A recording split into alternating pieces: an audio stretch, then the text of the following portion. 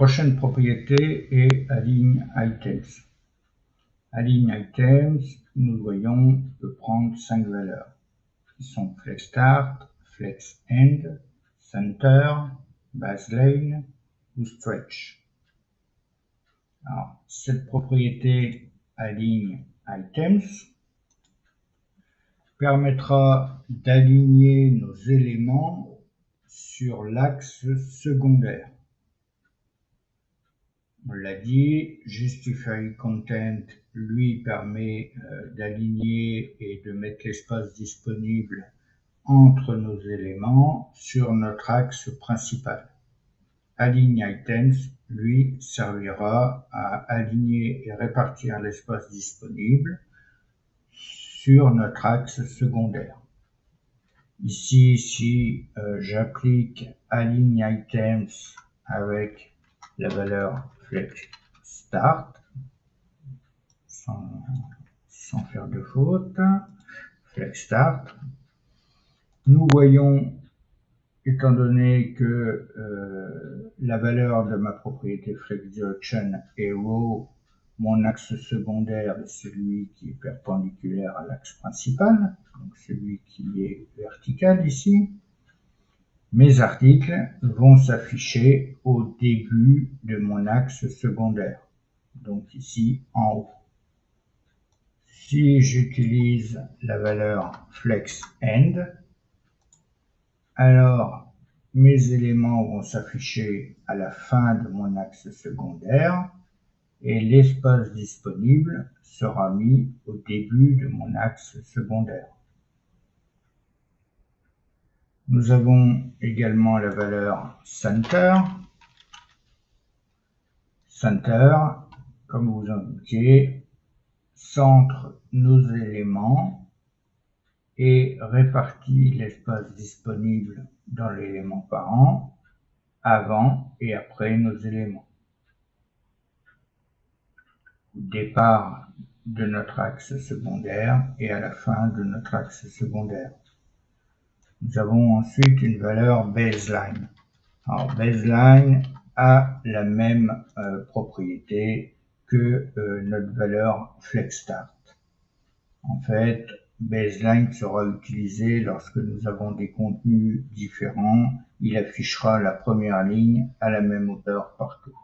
Nous utilisons très rarement.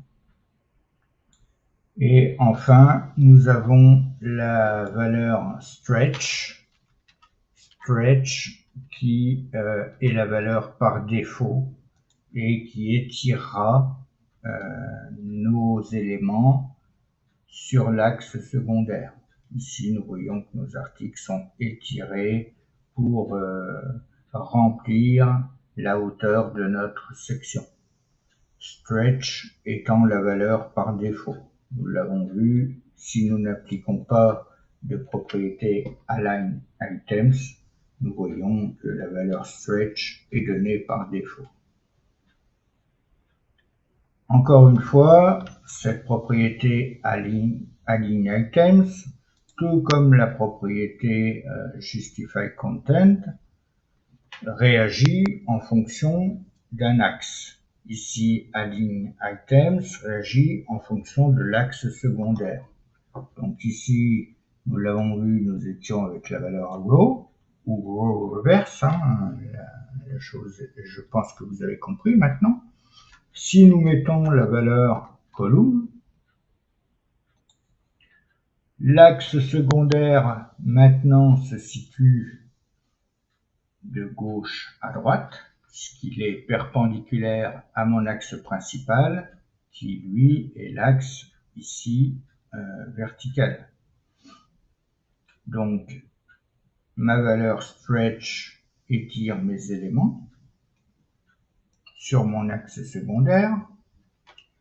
Ma valeur Center, alors il faut que je donne une largeur quand même à mes éléments pour mieux voir. Nous voyons ici donc que nos éléments sont bien disposés en colonne et que mes éléments, avec la propriété Align Items, avec la valeur Center, centrent mes éléments sur l'axe secondaire, qui est celui-ci, et il répartit l'espace disponible au début de mon axe secondaire et à la fin de mon axe secondaire. Si j'utilise la valeur FlexEnd, FlexEnd mettra mes articles à la fin de mon axe secondaire et mettra l'espace disponible au début de mon axe secondaire. Et enfin, la valeur FlexStart. FlexStart affichera mes articles au début de mon axe secondaire, qui se trouve à gauche, et laissera l'espace disponible à la fin de mon axe secondaire, qui est ici à droite. Donc voilà pour cette propriété align items.